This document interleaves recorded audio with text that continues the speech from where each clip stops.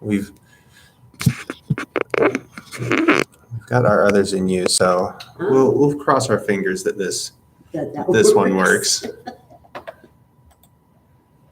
So, how have things been going with mindfulness? Yeah. I do it quite often, actually. Yeah? Mm-hmm. In what form do you find that? I do a lot of the breathing. Sure.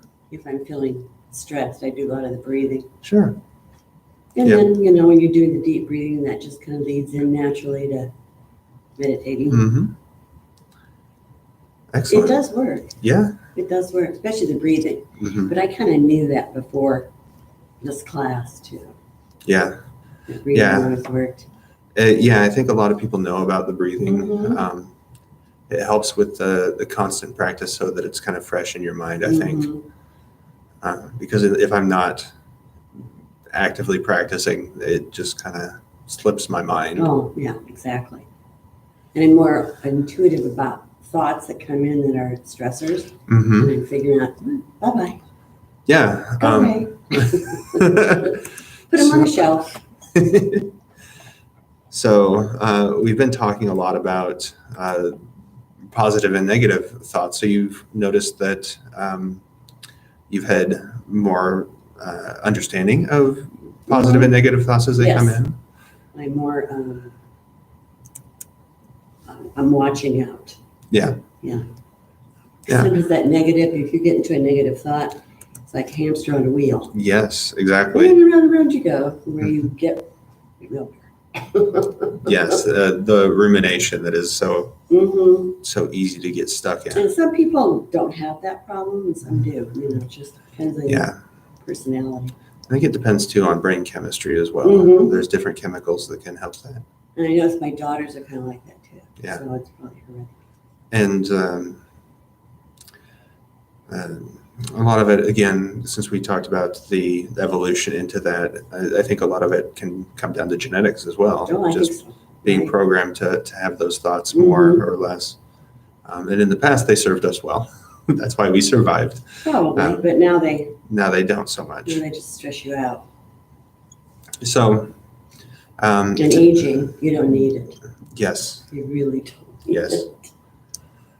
So just to lead into today's topics, we're gonna again just say mindfulness is really whenever we tune into our thoughts and what we're sensing in the present moment, rather than remembering the past or imagining the future. Things that may have happened, or things that have already happened, or may not happen, that in turn prevent us from living sort of in the moment, to really experiencing life and being able to take the action that we need on those thoughts. So today's topics are a constant reminder for me that mindfulness is a constant practice, and that I personally know the benefits of both of them really well. But I really struggle to maintain both of them myself. So definitely a trying to practice what I preach sort of thing. And those topics are journaling and, the first one is journaling and meditation journaling, which are two different things. So journaling really can just be any track of what our thoughts and experiences are through the day. By writing down what we have experienced during the day and our thoughts on them, it gives us a lot of time to reflect and process our feelings. And we have to, of course, keep in mind that any negative, that we're more likely to have those negative thoughts because that's the way we're hardwired. But by taking that time to be present with our thoughts, we really do experience sort of a meditation in and of itself, being aware of what our thoughts were, processing them, and allowing ourselves to move forward. You can purchase a journal online or a book that have prompts in them for daily journaling ideas. You've got two. Yeah. And you can find those ideas online too. Yeah, I've like I said, I struggle so much with journaling. I've tried. My daughters both do. They always have ever since they were kids. Yeah. But I don't. It's a great thing to have. I just don't. Yeah, but one of them remembers. I'm so glad because I'm getting older. They say, "Oh God, you're my memory." Well, your journal. Yeah, I'm horrible at remembering things, so I don't know why it doesn't come more naturally. But Journaling does not come naturally to me. yeah, I don't know why. I know it's beneficial, It but I is. just struggle. Um, there are a couple ideas that we can use in journaling. One is gratitude, which is sort of a study of, which is looking at writing down things that have gone well in our day, and identifying the causes of what those things are, um, and really saying thanks for, or being grateful, just for having those experiences. And that has scientifically been shown to reduce stress, depression, and make people happier.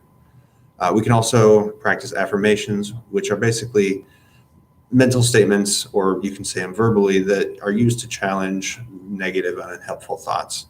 Uh, Again, they're not necessarily bad or good. Thoughts are not necessarily bad or good. But through that rumination that we were talking about, the hamster wheel, they don't let us move on. So affirmations are statements that allow us to sort of push through those ideas. They sort of challenge those ideas that we have, and replaces them with more realistic or helpful ones.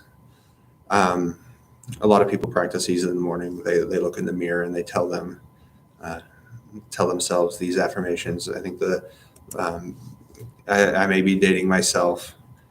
Sorry. Yes, is the I am smart. I I am am beautiful. I am. yeah, I am smart enough. I am strong enough, and gosh darn it, people like me. The Stuart Smalley. That was fun. Yes, and then he became a senator. Right. That's right. Exactly. From an SNL skit. Yeah. Examples are that, and it can be as simple as I am enough, I am grateful, or I deserve to feel good today. Meditation journals, I'm a little bit better at keeping, and those are more of a record of what we are experiencing in terms of meditation.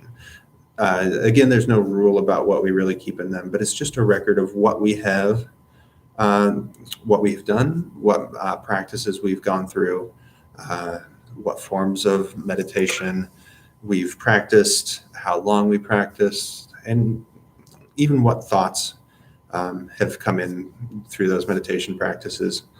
People generally keep these during meditation or immediately following. It does help us track our progress, see how we've come. It keeps us more accountable, because you can see how long it's been since you've done any sort of mindfulness meditation. And it can, by looking at the thoughts that we've had, we can look through and see if there's a pattern to certain things or times, times of the year, places that bring about certain thoughts. So again, it's just allowing us to reflect on the process of meditation in and of itself, and offers us another way of analyzing the thoughts that we have. Through this class, I think I mentioned, I've looked back on my record a number of times. I'm not great about keeping it, but it does help my memory of what I've done and different things. To be honest, I had completely forgotten about today's meditation, the form of it, until I found it in there. There are some other ways of common mindfulness during the day, like journaling, which is anytime we do art, we can focus on that. There's meditative coloring as well. I know that's a little bit of that also provides a way of journaling, of No, I know what you're talking about. Right. of focusing on something so that it's weird. Right. Sorry, I just got a weird text message that I'm guessing is late. And I just completely lost my train of thought. We were talking about meditating and coloring. Yes. So moving on from journaling, you can also practice mindfulness during your day through things like art or coloring, which allows you to manually practice something while allowing your mind to focus on something else. There's also something that I've always wanted, which is a little Zen garden that you can get on your desk. You may have seen these in movies where they have the whole sand garden that has the rocks in it. It's an arrangement, and they use gravel or sand. I had them at Yes. school, Montessori, when I Oh, taught really? little Zen gardens with Yeah. rocks and little plants, and we had a little rake. Yeah. Kids loved them. They just sit there and rake. Yes, exactly. It's a great way Pick up the to. sand. Yep. And, Yeah. they love them. Yeah, and then you use the rakes to simulate water, so it looks like a little island. We've talked a little bit about walking, so noticing our surroundings as we're going for walks. One of the cues that I was reminded in this through the course the course materials that I was given is using stop signs or traffic lights as an idea as a reminder for us to stop and think about our breathing. So even in those quick moments when you're driving, when you see a red light and you're stopped there, you can take that time for yourself to be mindful. They don't get mad in my life. Yes. So today's meditation is also something that's very helpful, which is mindful eating. And so we've here got these oranges, little mandarin oranges, and mandarin oranges are usually something that we start with. Mindful eating is basically developing the awareness of what we're eating when we're eating it. Interesting. I haven't heard of that. So it's about experiencing all of the things around eating our food.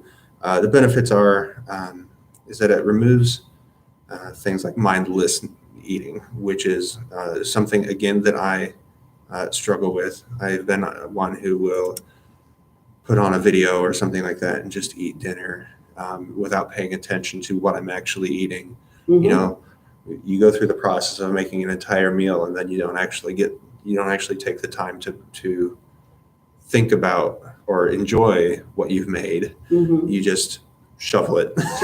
Yeah. It also helps you listen to the hunger cues, tell you when you're full, by sort of paying attention to how we feel. Again, this is the second thing in our class today that I'm awful about, and need to practice on further. I don't even think about mindful eating. So we're going to practice that today. Interesting. And like I said, people often start with oranges because it offers us a few different things. One, it's got an interesting outside. It has various textures within it.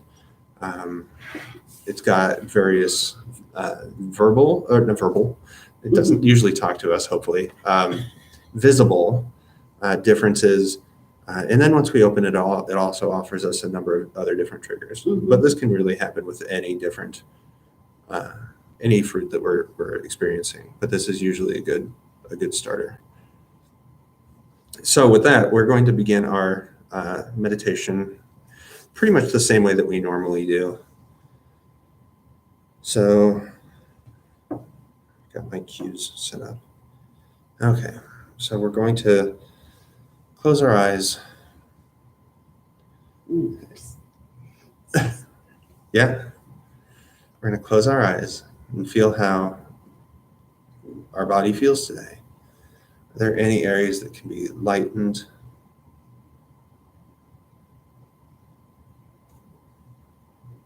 Before we really set in, are there any adjustments that we can make to how we're sitting to make ourselves more comfortable?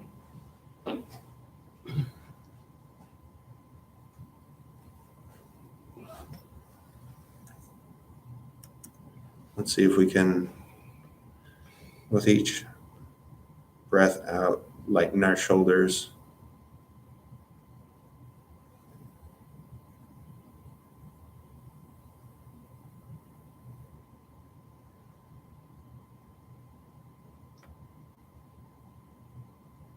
Try and straighten our backs like it's being pulled from the top. Really allow our breath to come in.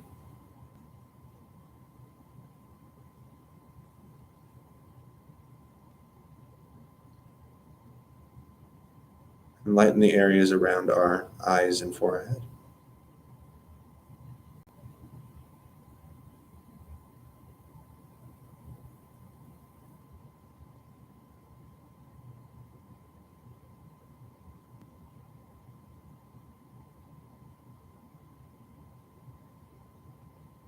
Take a big deep breath in.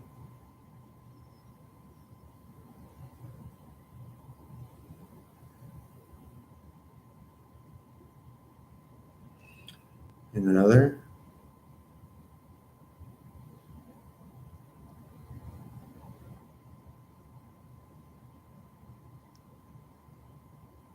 And one more.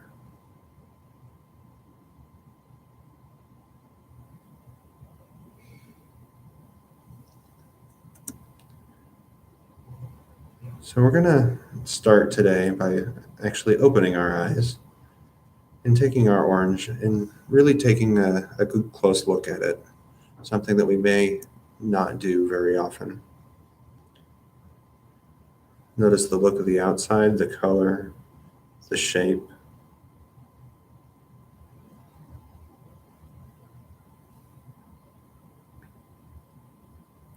Notice any imperfections that we have.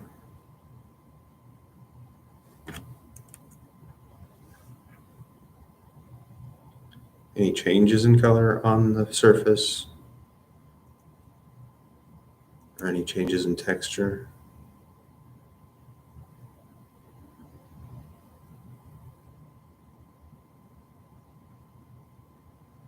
You can feel it. Is it smooth, bumpy, or dimpled in any areas?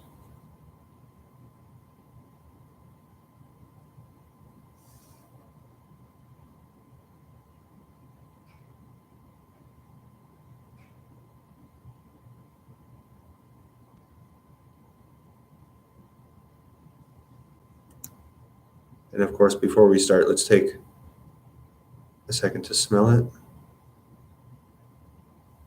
Inhale deeply and notice the citrus aroma.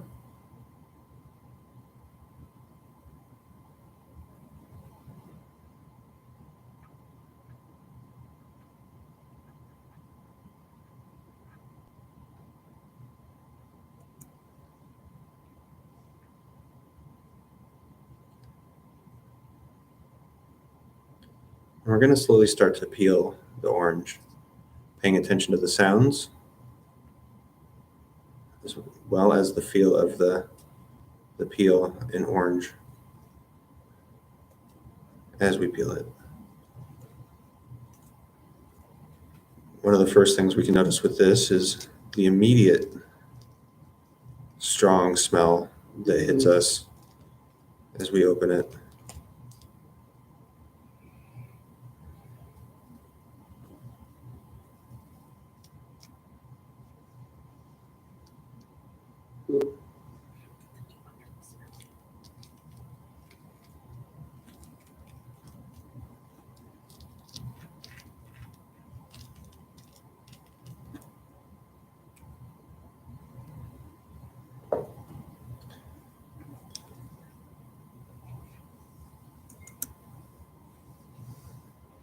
And again, we can really take a big, deep inhale.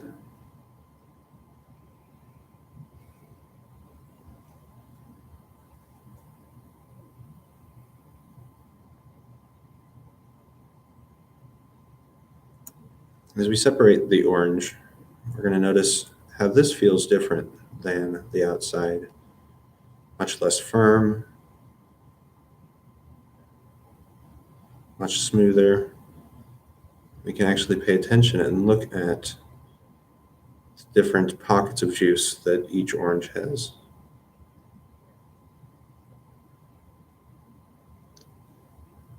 Something that we don't usually pay attention to in the process of eating.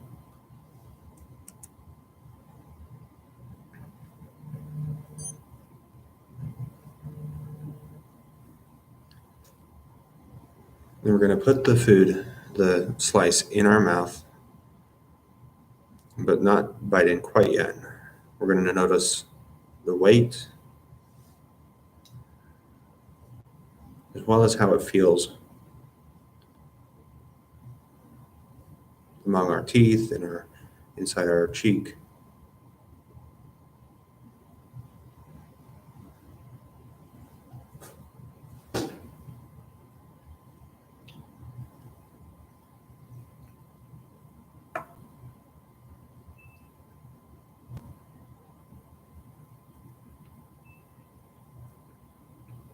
Then as we bite in, we'll notice the taste, the sweetness. Maybe there's a bit of tang to it.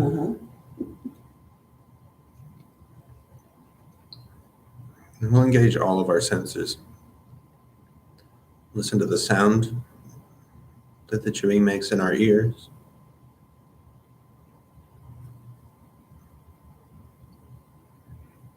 Feel how each part of it feels differently within our mouth.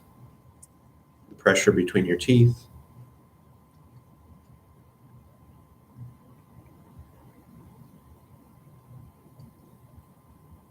The slight sense of warmth or coolness as we get the orange juice that comes out of it.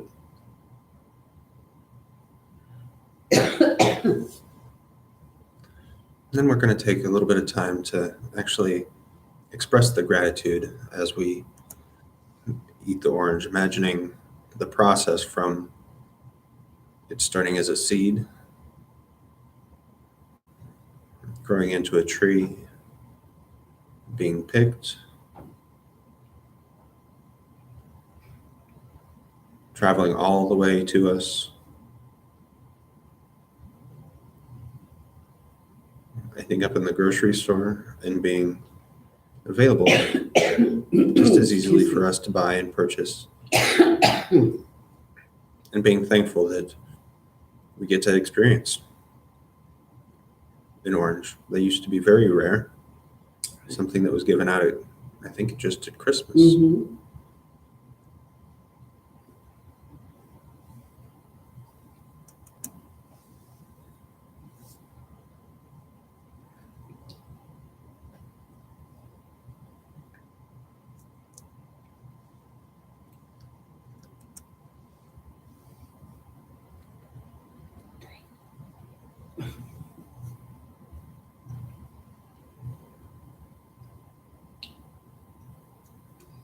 We can also experience gratitude for the vitamins and minerals that it has that are beneficial to us.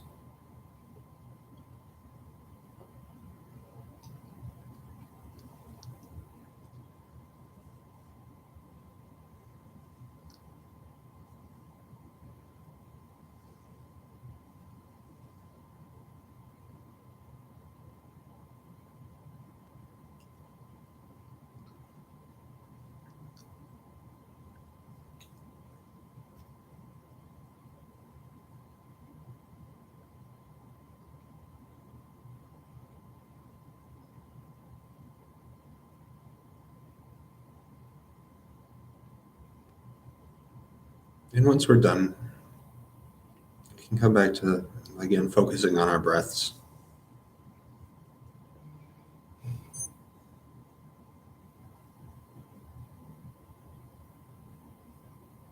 We'll take a deep breath.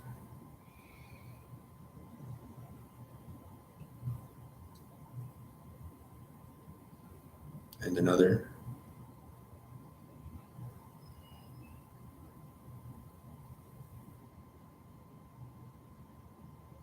And one more.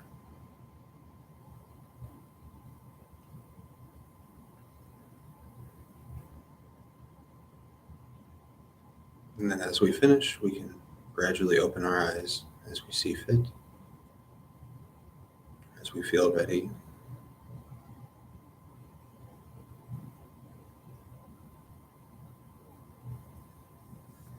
And then, as always, we can take time to be thankful for the time that we got to spend on ourselves and to improve ourselves. So next week is our final session. We're going to look at where we've been, ways we might further look at taking our mindfulness practice. And then we'll also be doing our first attempt at practicing some unguided meditation, which is sometimes harder, but also very nice at the same time. So, Okay. That sounds interesting. Unguided meditation. So with that, thank you. And Well, thank you. thank you online. We'll see you next week, I hope. It's a great mandarin orange.